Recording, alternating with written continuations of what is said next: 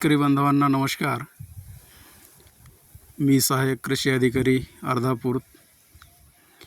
मी बांधावर उभा आहे आणि एका कल्पवृक्षाच्या खाली उभा आहे. तुम्हाला माझ्यावर दिसत असेल. मित्रांनो, मी अशा ठिकाणी आहे, बघून थोडंसं भावनिक झालो.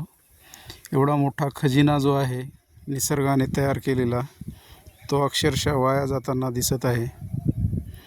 मित्रांनो, आपण जे जैविक खते म्हणतो, निसर्गाचा समतोल राखणारा घटक म्हणतो, तो आपल्या बांधावर आहे सध्या. त्याचा तुम्ही वापर करणे गरजेचे आहे. मी ज्या बाबतीमध्ये बोलत आहे, ज्याच्याविषयी बोलत आहे, ते तुम्हाला समजलेच असेल. आता माझ्या बाजूला जे काही दिसत आहे, मी माझ्या हातामध्ये आलेला आहे.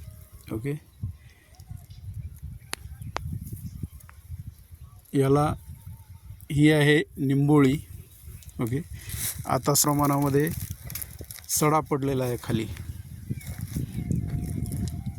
याचाच आपण सर्व शेतकरी बांधवांना माझा एक सल्ला राहील की आपापल्या बांधावरील लिंबोळीच्या झाडाखाली, लिंबाच्या झाडाखाली अंथरून टाका. त्याला आपण ताडपत्री म्हणतो, ते टाकून जर तुम्ही अशा पद्धतीची लिंबोळी जी आहे, ही पडणारी लिंबोळी मोठ्या प्रमाणामध्ये आता झाडावर आलेली आहे. निसर्ग म्हणत असते की मी आलेलो आहे, माझा सदुपयोग करून घ्या.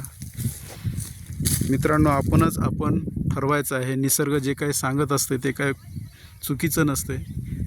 ही लिंबोळी आपल्यासाठीच पडत आहे. तुम्ही आत्ता जर 5% लिंबोळीचा आर्क करून ठेवलात तर, किंवा लिंबोळ्या गोळा करून ठेवलात, आणि ज्यावेळेस तुम्हाला फवारणीची गरज पडते त्यावेळेस याचा वापर तुम्ही मोठ्या प्रमाणात करू शकता. आणि पर्यावरण संतुलन ठेवणारा कीटकनाशक, ज्याच्यामुळं आपली मित्रकीड जोपासल्या जाईल.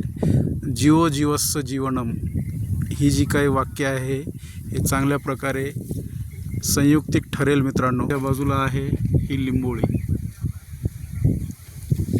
पाहत आहे, आणि समोरच आहे शेत. म्हणत आहे ही लिंबोळी आलेली आहे, हिची साठवणूक करून ठेव, भविष्यात याचा वापर होऊन जाईल. तेव्हा शेतकरी बांधवांना एक विनंती आहे, आपापल्या बांधावर जी काही लिंबोळी पडणारी आहे ती साठवून ठेवा, आणि तिचा वापर आपल्या कीड कंट्रोलसाठी, बेडमध्ये वापर करण्यासाठी त्याचा वापर करू शकताय. अशा पद्धतीची ही लिंबोळी साठवून आपला भविष्यात होणारा खर्च टाळू शकाल. धन्यवाद.